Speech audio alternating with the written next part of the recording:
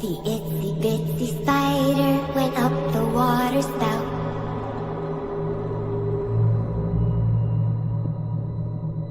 Down came the rain and washed the spider out.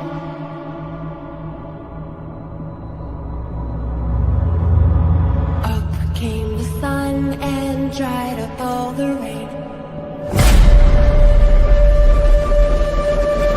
The itsy bitsy spider went up the spout again.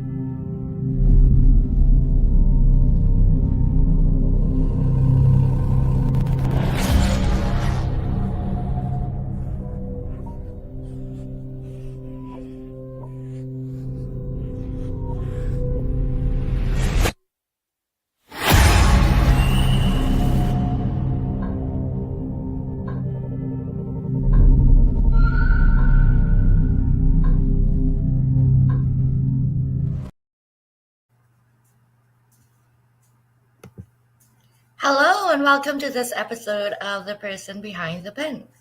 Today we have a treat with author Jack Torrance.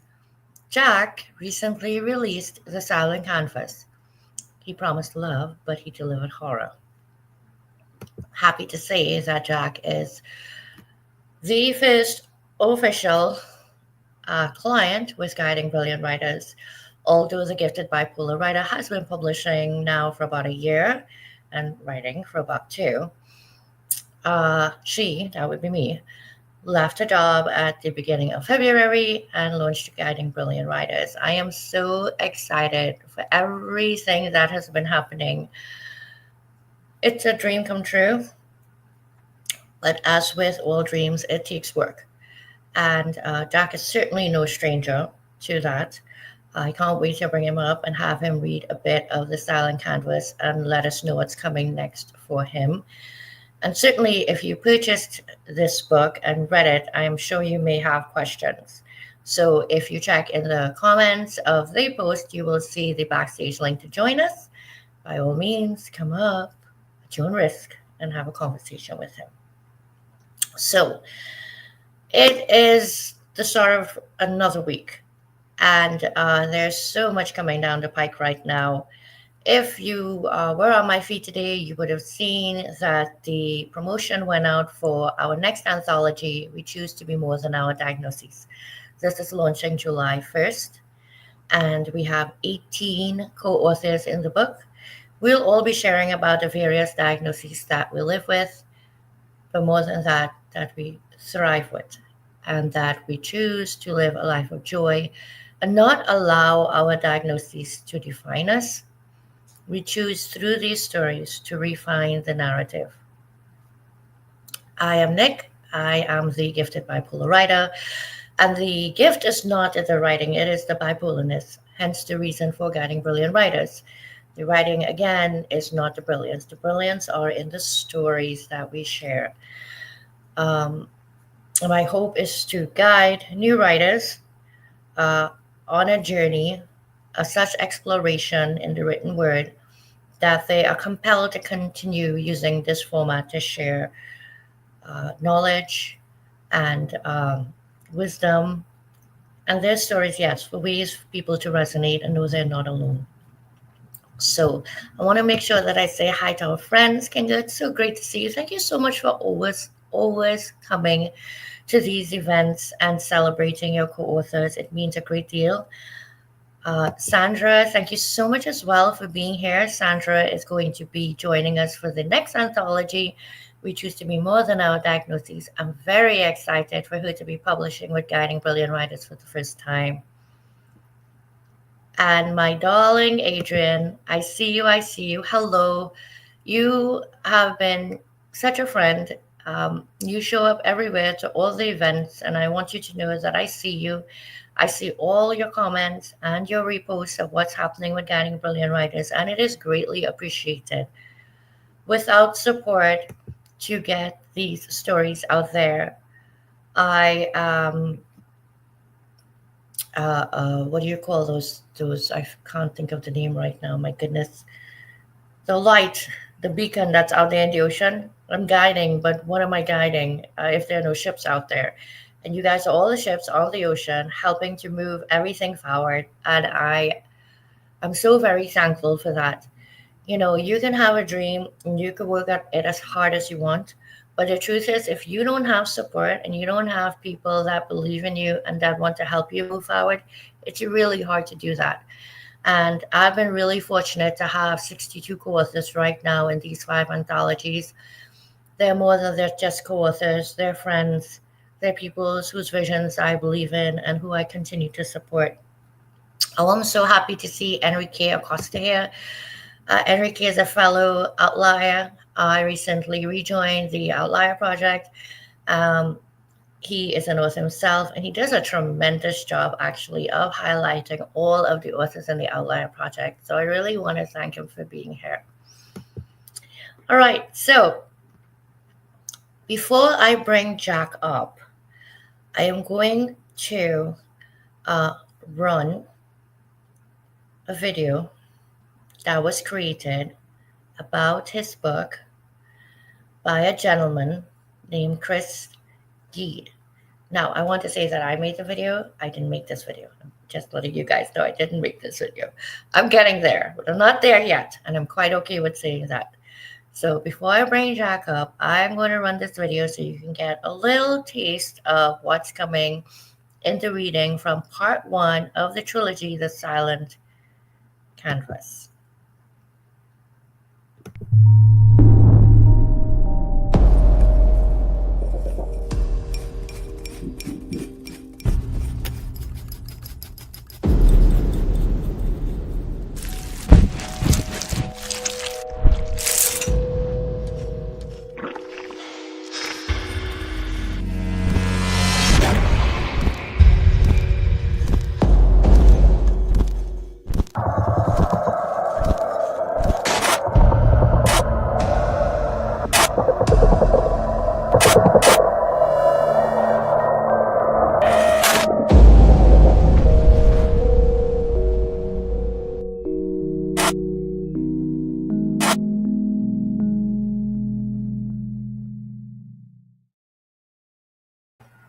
Okay, so I have gone absolutely berserk on these book trailers. I have to tell you, when I started this business, I was more of a still graphics and dabbling in a little bit of presentation.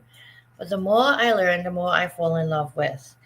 And when Jack shared this video with me, I was like, okay, wow, I'm going to get there. I will. But for now, we're going to bring Jack up. And let's meet the gentleman behind the trilogy, The Silent Canvas. Jack, thank you so much for taking time to join us this evening. How are you? I'm doing great. Thank you, Nick, for having me here. It's so exciting. It's definitely an honor to join you again. Oh, goodness, yes. So we've certainly done a few of these now, haven't we? And there are going to be lots more coming because there's lots more coming from you. So I guess I want to, I can't even say I want to start by asking you to share with the audience a bit of who you are because obviously you're not Jack Torrance. So, well, you are Jack Torrance. To me, you're Jack Torrance.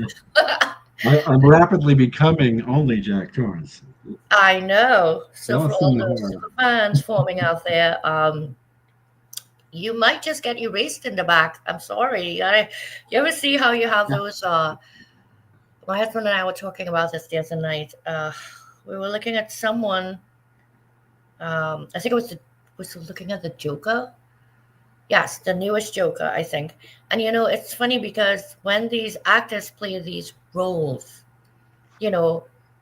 as the viewer, sometimes I can't see the person outside of the role that they're playing. Yeah. When I see them in another movie, I can't even get into it because I don't see them in that. And, I wonder with yourself and the fact that this is a trilogy and this is only part 1 with the other 2 parts coming this year, getting wrapped up in this whole persona, have you ever felt like the lines blur, between Jack and yourself? Well, I recently posted on social media that, and I know that you are one of many that liked this post. And what I said is that the thing about masks is they work best when people want to believe in them. And I think there's a lot of truth to that. And I think that writing allows me and others, many of your audience are also writers, accomplished writers, and there's another world that opens a door. Writing is both a mirror and a door. It can reflect how you feel or how you wish things were different. And of course, it's a door to a new, different world, a parallel world in many respects. So yeah, Oh, I do think you can get lost, but sometimes being lost is a good thing. I kind of love how you said that, both a mirror and a door. Because, yeah, truthfully, just reflecting on my own journey, it was a door that was open to an opportunity. And with every mm, chapter that I've added in the last 11 books, I have reflected on the one prior. Um, in terms of growth, yes, the themes were different, so therefore the parts of the journey shared were different. But there is always reflecting that's happening. I think even when we aren't consciously doing it, um, and even to go so far as not necessarily comparison to others, but I do also see some parts of myself reflected back in the people that surround me. I hope in your case you don't. I would really hate for some of the Well, people surrounding you to reflect back any um, part of Jack's book characters. well, it is. Yeah, that's there's a darkness there. That's for sure. Many people, Nick, have asked me why I became an author, and I think that's maybe the most interesting and also most complex question that really has no easy answer, and that I love to, and I always love when I'm asked that in interviews and things. And I will say that writing for me at a young age was the only place I could feel safe, where I could make sense of the noise. Um, you mentioned, is there a reflection or a door or a mirror and you're writing? And I found at an early age, that I know I mentioned this to you before, that I couldn't find the words. I was diagnosed significant learning disabilities in sixth grade. I struggled to understand stories that I was asked to read. I would really struggle and battle internally trying to express myself with written words. But as time passed, I found that writing was the only place that I felt safe, where I could be honest about my challenges. And eventually, or over time, expressing my frustrations towards the way I was treated or mistreated, maybe a better, bit bullied in middle school and high school for being the skinny kid with learning disabilities and mild dyslexia. I found that writing in the mirror way to Stephen King and Poe, and there's just a few of my favorite authors, it allowed me to explore the world in a way other writers, or even when I wrote in other ways, it allowed me to express in a new way. I went to a therapist once, and the therapist said it sounds to me like it became a way for you to bleed out the pain without actually getting wounded. And I thought that was very profound. And so when I started writing, fast forward a little bit and into college, and a little bit after that, when I started writing horror stories, I found the words didn't condemn or judge, right? They just stood by themselves. And as I mentioned earlier, it's like a mirror and a door. It can reflect my inner demons and anger that I felt when I was young, but allowed me to slip past that into something greater, and even sometimes something darker. And I realized that the darkness could listen.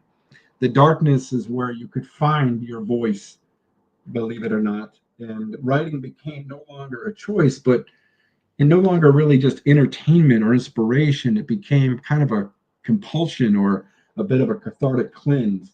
My therapist, who's got a flair for the dramatic, would say it's a little bit like purging yourself with ink or putting the ritual on paper. He said something like an exorcism masquerading as curation. And I always thought, wow, that is a very interesting way to look at it. So yeah, I feel that writing allowed me to spill out my truths one sort of terrible twisted tale at a time, and the violence that was in my mind slowly unwinding just allowed me to contain that anger and darkness, instead of doing something more dramatic. So that's why I became a writer. Okay, I love the raw. I mean, anybody that knows me knows that I am pretty raw. And when you could share something like you were coping with things, right? And it was almost like a coping mechanism, but that evolved. And I don't mean that it evolved into writing. I mean, through the writing, that evolved. And I'm going to mention again, because I just stuck in my head. I was watching The Joker the other day, and, the therapist was telling him, um, well, where's Joker? I want to speak to him because he's the one that committed these murders. And it does make you think about people with split personalities or becoming cracked almost in their reality as a way to cope because they have survived past traumas. And now the thoughts that are brought on by that and how to deal with it, well, you can't really go through life dealing with it that way. Uh, Right.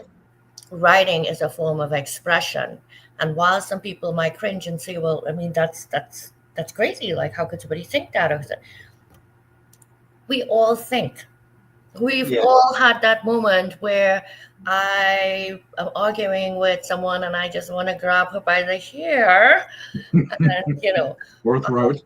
I would be absolutely lying if I said that I never felt like that. Um, Correct. can I do Right. it? No. Can I write it in a book that I grabbed her by her hair and yanked out a good chunk of it? Yes.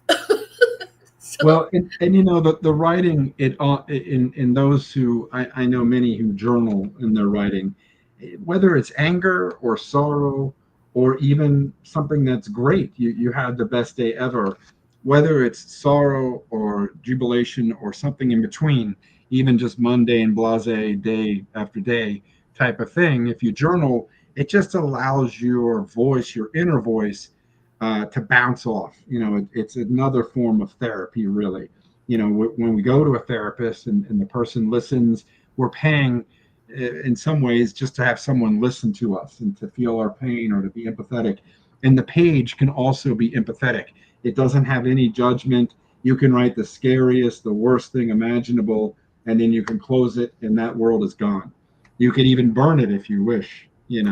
But that's the beauty of writing, in my opinion. Journaling can be empathy.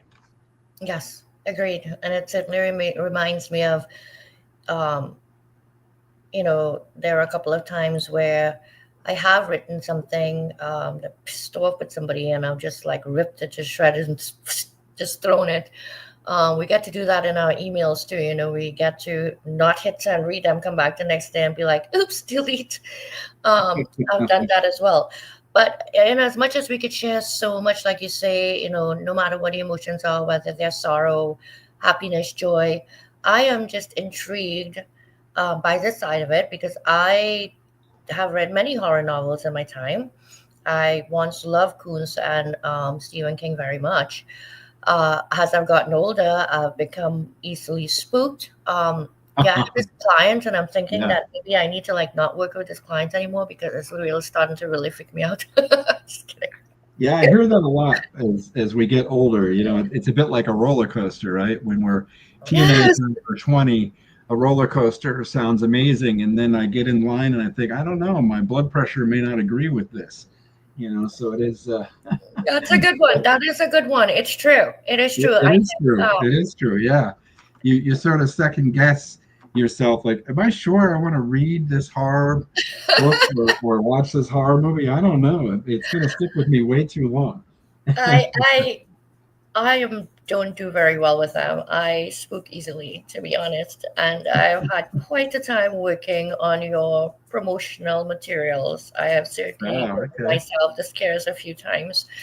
Um, so I have to highlight something that Kinka said that I just thought was hilarious. Are you human? Yes, yes, I am human. Yes, I know what it is you're trying to say, though I am human, and um, sometimes that's a part of ourselves that we want to share, right? And we want to be real, yet there's still those taboo topics that people avoid for fear of criticism. And I certainly have somebody backstage that I can't wait to bring her up to speak about the fear of criticism because she knows that one really well. Um, but I think, the more people that I work with, yourself included, I'm starting to really understand that these fears that I've held on to throughout my life, uh, they have been expressed by others. But I get to feel it so much more because I get to work with so many people so often that these fears are very real. And it's easy to just kind of slide them, under the mat and pretend they aren't there, but they are very much there.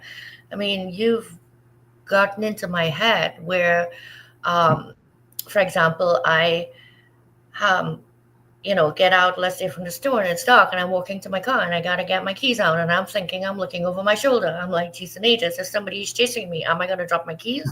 Like, it seems so silly a thing, right? But it's Yes. so real. And that's the thing about it is when you can see something happening to you, you, you really start to lose it.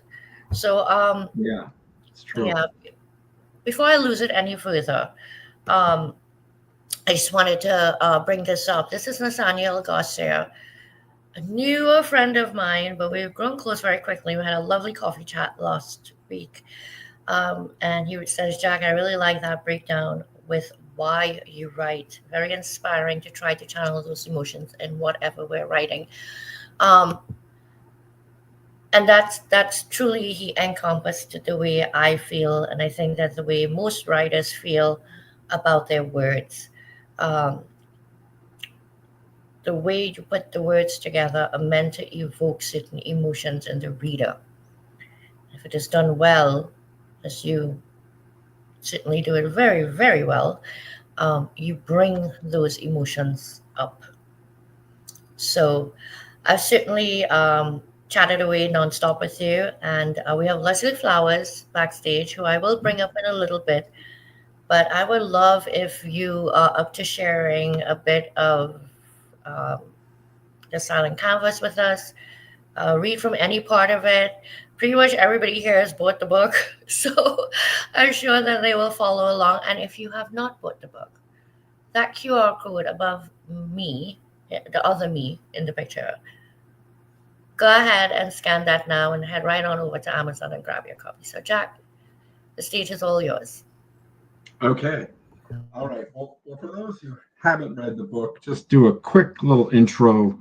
The Silent Canvas. First, I'd like to give a little inspirational why it's called The Silent Canvas. And there's two main characters. You've got Natalie Tristan and Dr. Ulrich Thorne. And Natalie herself is an artist, and she is a bit like a canvas. She's very young. She moves to this quaint, small Pacific Northwest town to escape really a life of trauma, just an incredibly tough life, uh, being sexually assaulted by a family member. She has a child from that sexual assault, an ongoing sexual assault as a young teenager. And when she moves to this small town, she meets this man, a next door neighbor, who's very polished, debonair, twice her age. He's a doctor of psychology, psychiatrist, and he's all things charming, good looking, fit, says all the right things, beloved in town, but he is a master manipulator, a master narcissist with many psychological issues of his own. And he creates a canvas out of our subject, beloved Natalie, and her being silenced throughout this book through a many psychological, you might say, uh, conditionings or manipulations like love bombing. Those who study or like psychology know some of these things like narcissism and dissociative personality complex or disorder, and certainly things like gaslighting and love bombing. These things are sprinkled throughout the book, how Dr. Thorne manipulates, traps, and does terrible things, as the book says, promised love, but delivered horror. So, with that, I'll start in on chapter 8, sort of near the end, where we see the split personality of Dr. Thorne, who is actually Elias Thorne. Are we ready? Okay. This is from the perspective of Elias Thorne. I was 8 the first time I noticed how men looked at her. I was sitting on the steps of our crumbling porch, my small hands gripping the edge of the wooden stairs. She had walked past me, her dress swaying like liquid fire around her. Her laugh was soft and musical as she waved at the man who was fixing the fence next door. He stopped his work, leaned on his shovel, and stared. His eyes raked over her, stayed on her in a way that I didn't fully understand then, but I knew enough to feel a tight coil of something ugly in my chest. She's mine, I whispered to myself. She's only mine. Rose always came home to me, no matter how many men looked at her, followed her, and called out after her with voices filled with want. She always came back to me. I would watch her blush. I would watch her brush her hair in the low light of our tiny kitchen, her reflection like a star in the cracked mirror. Did you miss me today, Elias? She would ask, her voice warm and teasing. Always, I'd answer sincerely, my chest puffing with pride. I hated the men, but sometimes I liked the way they made me feel. It was like they saw her beauty, but I owned it. I owned her. But the men never just looked. No, some of them touched. That memory hit me like a blade to the ribs. I gasped and gripped the desk in front of me as the scene unfolded in my mind. The mechanic, he was first. His hands had lingered on Rose's arm too long. His laugh loud. His eyes were too hungry.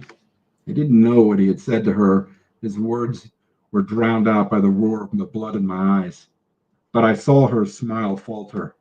She had pulled away, but not before I saw her fingers trembled. Her voices, the voices rose in my head again, louder and angrier now. You should have stopped them, one hissed. You're just a boy, another sneered. What could you have done? I could have killed him, I shouted, slamming my fists against the desk. The room twisted. Shadows moved in the corners, stretching and breathing like living things. I turned, and for a moment I saw him, the mechanic, standing in the doorway. His eyes were wide, empty sockets, blood pouring from them, sluggish streams. His mouth hung open in a silent scream, and his body swayed as if the weight of his sins was dragging him down. No, I whispered, shaking my head. You're not real. You're not. The image flickered, and then it wasn't the mechanic anymore. It was Rose, my Rose. Her eyes glistened with tears. Her dress was torn and streaked with red. She reached for me, her fingers shaking. Her voice was a broken whisper. They hurt me, Elias. You hurt me. So I'm sitting here, right, listening, and I want to take a sip of my Coke, but my hand is like gripping my. You know, when I read the manuscript, it was one thing, right? So I'm reading it from a professional eye. Then I get the book in my hands, and now I'm touching the pages and I'm reading it again. This time, I'm reading it as an avid reader, somebody that enjoys reading. And like I said, it's been a while for me with the horrors. And while this wasn't that gross, gory kind of horror, it was that one that sends that chill down your spine. Um, my husband, bring him into this. Uh, he was, I want to say, very hot blooded when we met. And he's tempered quite a bit. But we're much older now too, so and married quite a while. But I'm just saying, it's not that far fetched for young boys to have an obsession or an object of such deep affection that they become, um,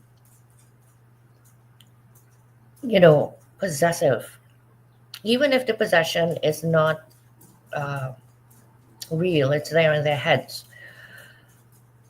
And how does that go now in the courts? That a crime of passion, right? A crime of passion is probably one of the most difficult things to comprehend, yet the easiest, because it brings up so much emotion inside of you. Uh, it's interesting in this book to see the way he sees her, the way she sees herself. Um, and that other part also made me think that oftentimes women tend to not see themselves as, let's say, a sex object, but as something so desirable that it could drive someone to the brink of. Um, we're talking lots here, deep, all sorts of stuff, right? We're having a very dark conversation, Jack, on live. Oh, that's all right. You're getting to the essence of the characterization of the good doctor, right? It's truly a picture of a charming psychopath is really what it amounts to, and we probably all met or stumbled across. Statistically, they say that Yeah. each American is come across 14 serial killers in their lifetime. Which is a pretty staggering number. But so certainly a psychopath like an Ulrich Thorne, Mhm. somebody who seems to have it all together, but uses their great powers of manipulation and other quote unquote dark gifts, if you will. They can be very dangerous, right? They may not be killers, but they can be very dangerous in corporate America. They can be very dangerous next door neighbors, or they can get a community to sort of rally against you in some weird way because of their obsession, their control, and other power devices that they use. And so, this character is very realistic. It isn't just necessarily his control over Natalie. His entire community thinks that he's an upstanding, good man. Yes, and that's often the case, right? Often the case. They come across very charismatic. They come across as the golden boy. I'm curious in the audience, throw in the name of the serial killer. And I think it's like, it's so not right to say who is your favorite serial killer of all time. Like, hello, did you just say that? Because how could you? We all have But it, one. it, Come it, it, on, yeah, it's not about the fave, but rather the it's not even the outrage or the audacity or the utter lack of human. I mean, how can this thing happen? How can somebody that's living and breathing and flesh and blood like us conjure up some of these things that they do to commit some of the heinous crimes that they do? Um, but we see it, and that statistic just scared the crap out of me. Like, I'm gonna walk by 13 people, I'm gonna walk right by the 14th person. But like, I don't say hello to this person. Like, well, the good news is it's not per day. It's in a lifetime. All right. So, oh but man, I'm gonna pull out my calculator. I think Leslie, she has a few things she wants to add. Yes, I definitely want to bring her up here. And in the meantime, folks, please feel free to drop into comments. Promise that we will not hold it against you. Who do you think was the worst serial killer of all time? And hello, Leslie. How are you? Hello, hello, hello. Uh, it's so exciting. This is so much fun. Thank you for having me. I read this whole book in one day, and I don't usually do that. And it really gave me some keen insights, like an overview of the energy level. Um, and I don't agree with a lot of what you're saying, Jack.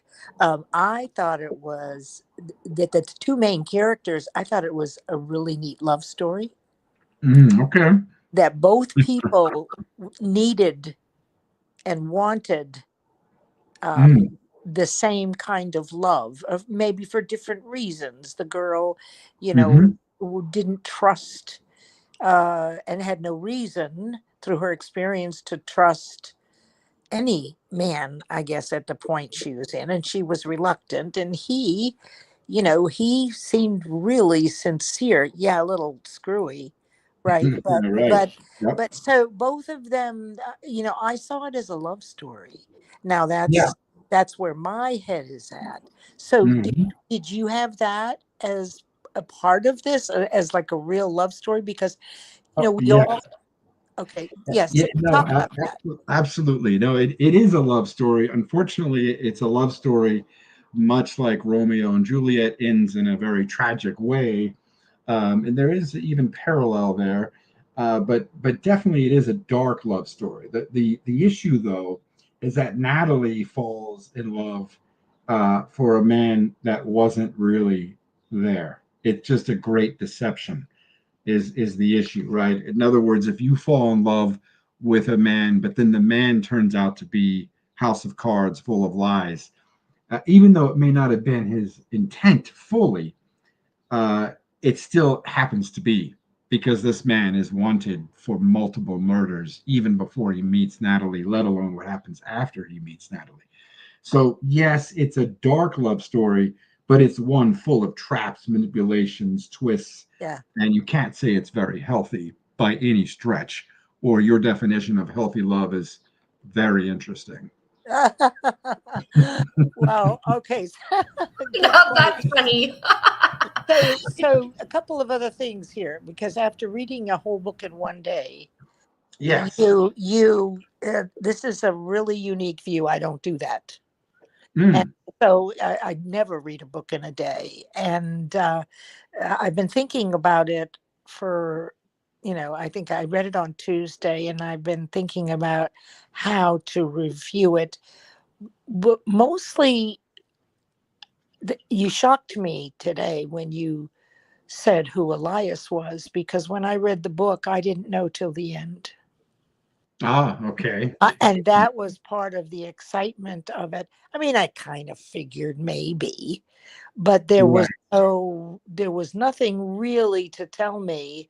And think Yeah. about why he did what he did. He was protecting and nurturing Natalie, right? Yes. Right. Yes. And she hmm felt that safety with him. Also, Correct. you could have called it the screaming canvas, right? Because Yes. those Yep. images that she painted, they weren't quiet at all. So there's just Correct. lot of different things running through my mind. Nothing scared me in the book. Nothing really scared me, because I've read a lot of these things. And I did want to say one thing about anger and fear, that because you brought it up in the beginning, Nick. Hmm. You really hit the nail on the head, because when we see things that are similar or trigger a former experience that's fearful, research has shown that when we get that feeling, like you said, when you read it again, you go back to the time when you had that fear, and you also have the low physical cellular vibration. And this is why we do not want to stay in that frequency. So we don't want to fill ourselves too much with a lot of negativity, because it's speaking right into the fear, which is the opposite of faith. So that's why I don't read them anymore. But this was a unique experience. I really liked the book a lot, Jack. Um, Great. yeah, it was really good. I love the characters. I Hmm. I love the lady at the in the art gallery downtown, Yes. Evelyn, right? Hmm. And a very lovely, that needed to be in here because of all the deception and all the psychological things that were going on, between Ulrich and Ulrich's life, and Natalie too. But it was very well done. Um, Great. but I That's see it as a love story. I'm sorry. And what yeah. happened at the end? Yeah. He did it all for her. You see, that's the Yes. ultimate love, didn't he? He did it all was for her. Yes, you're right about that. It's just, we can do a lot of twisted things in the name of love, Mm. and Ulrich really took his love to a very twisted new level. That's for sure. He Well, committed many crimes you have to along be the a way. little you're a little obsessive to write something like this. I mean, writing in this kind of description it's a little, out of kilter, out of balance. It's a little obsessive. Wouldn't you say that, this side of you is really what's being expressed here? And with it, you have a degree in psychology, so it's all fascinating to me, and very entertaining. Yeah, and I appreciate that. It's the other characters I do think bring balance, because what Natalie and Ulrich really lack is balance, right? They're both really hiding and running from deep wounds in their past, Mm-hmm. right? And Mm-hmm. Elias' character, which is really the true Ulrich, his mother was very abusive, and she was a single mother with a very tough past, and he had a horrible upbringing. So his anger is right from the buddings of early childhood. And then Natalie, with this tremendous trauma at 14 years old, she's a single mother at 21, taking care of a 7 year old. Just imagine that. And then falling in the arms of this incredibly accomplished man, something she's not at all accustomed to. But in that way, he's weaving this web and trapping her, right? So it's both a love story and it's a horror story at the same And it also is sexy too. time. It will. I'm glad you mentioned that. That was by design. Listen, there was a bit of everything in it. And I would say that, as with any genre that you read, um, where you are perhaps in your state of mind could cause it to land differently. And so I was reading it, like I said at the beginning, in a more professional sense, right? My eye was roving, as a publisher. Um, Taking it on though as a reader, yes, I can see absolutely what Leslie's saying about it being a love story. It's not Yes. necessarily upfront being a love story, because if somebody said to me, well, tell me in 3 sentences what this book is about, the first thing coming to my mind is not love story. I can tell you that. Um, Yeah.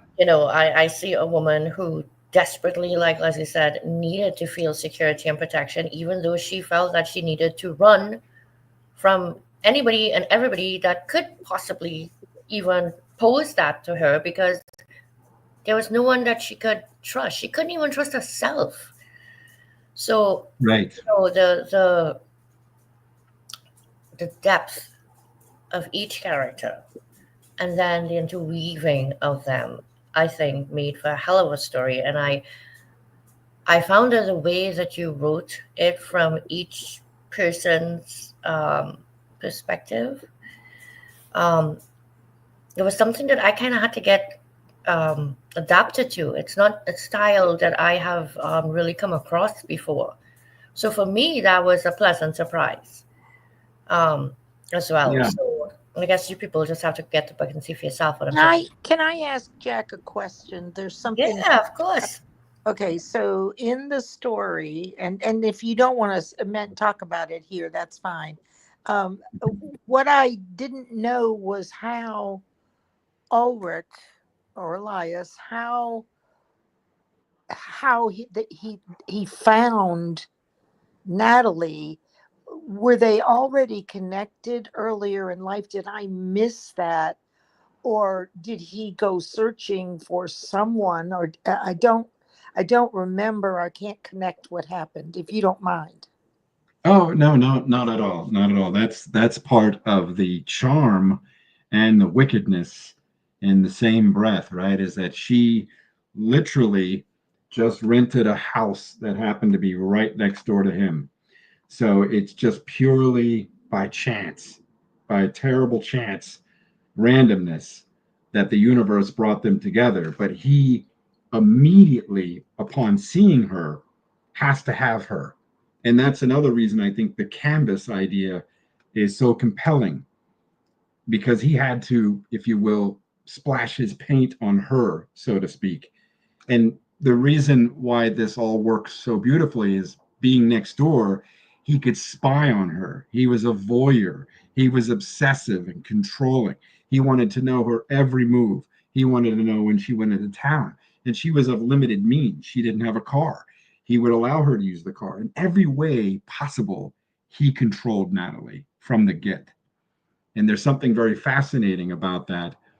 And of course, as she became more vulnerable and more trusting of the good doctor, he exploited her more and more. So, yeah, he did fall in love with her, and he had a very perverse way of expressing his love. And he was a very broken man, even though he conveyed with this mask that Nick and I were talking about earlier. And people want to believe that mask. It works very well when people want to believe in that mask. So yes, this Okay. is a romantic story, but no, the way they met is purely the universe's random chance. This woman, shit. She didn't have a chance from the day she was born.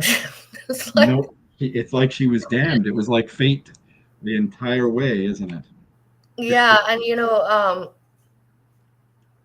it's just when I think of the way it is written in it as well, and so much can be captured of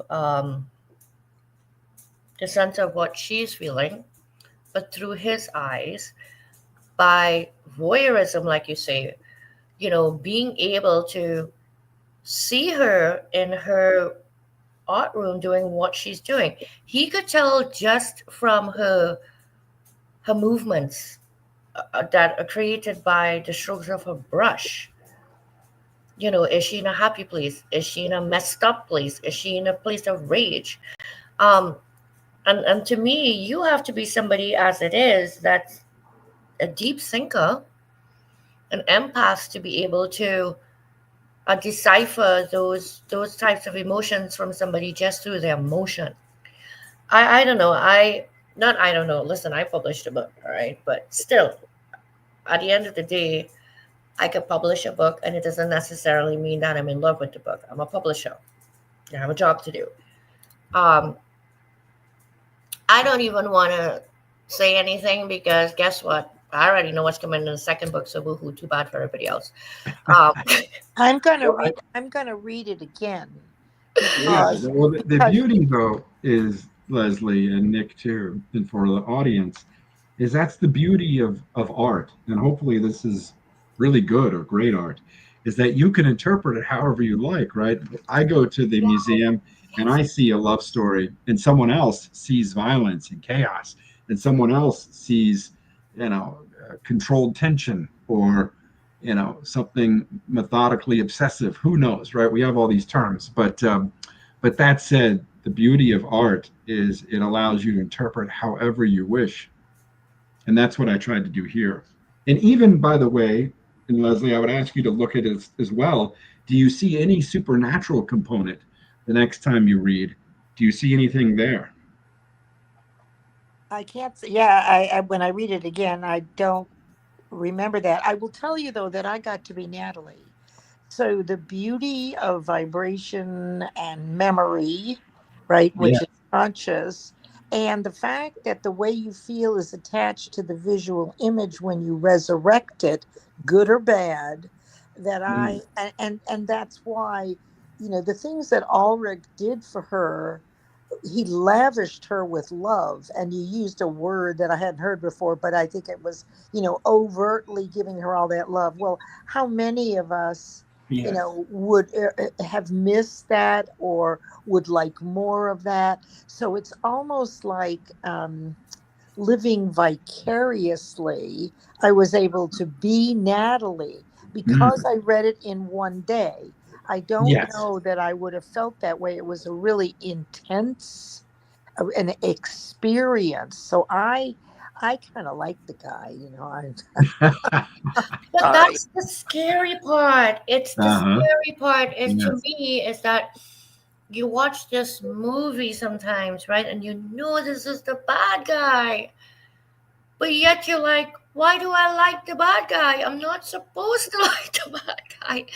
And to me, that's what really makes you question your own thought processes, right?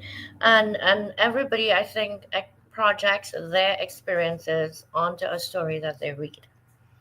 And I guess for me, a bit of that is what was happening as well from my past. Yeah, I was married twice before. We'll not go into that, but we'll talk about the fact that I've had the charismatic um, love lavishers in my life, um, and what that can potentially do to a young lady that is just not very worldly. Truthfully, um, you can You know, really play with your head. It can. let me jump in here and say one thing, and this is pretty bold, okay? But if you haven't read this book, I've been around a long time on this planet, and I learned things that I didn't know before I read this book about relationships between men and women on a physical level. So all I could tell you is be sure you're wearing your seatbelt because there will be a time when you're going to need it. I know where Ashish says he can go, doing well within Hope you are as well. This is getting spicy hot, and it is, and that's I enjoy this conversation so much, especially as it coming up to share because this is Jack giving us as well. There is a bit of love story and mushiness going on there, and we get to see it from a guy's perspective. I say we get to see it because I haven't read a lot of love stories as it was uh, by men. So it's very interesting to see, like Leslie says, that other side as well. For me, I also enjoyed Leslie getting that exposure too, in a way. So, but Leslie, thank you so much for coming up to join us. We're almost on time, so I'm going to bring you back down unless you have anything else you want to add for Jack. No, just thank you.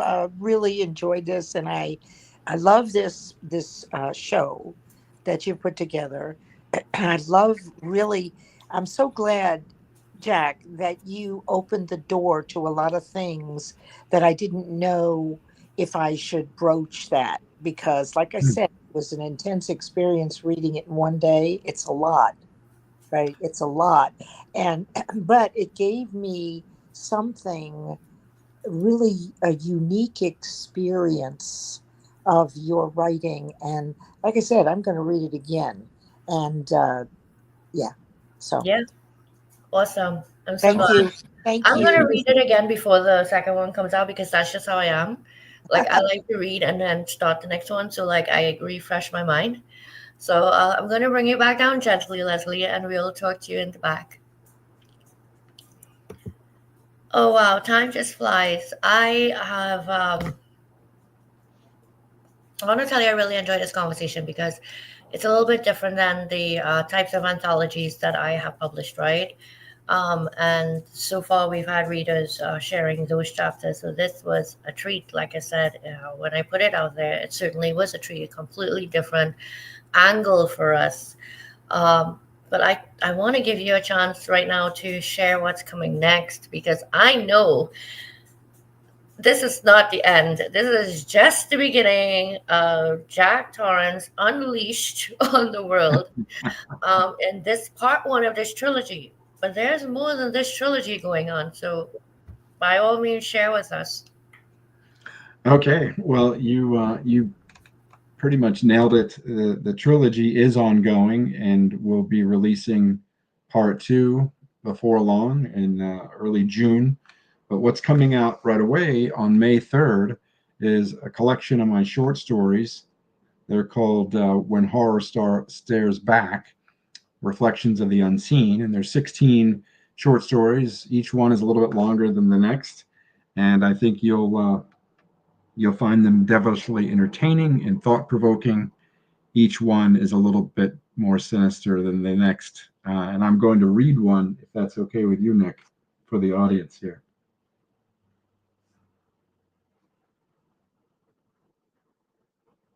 Can you still hear me? Oh, I'm sorry, I was on mute. Yes, I said 100%. Sorry. That's okay. All right, this story, everyone, is called The Good Man.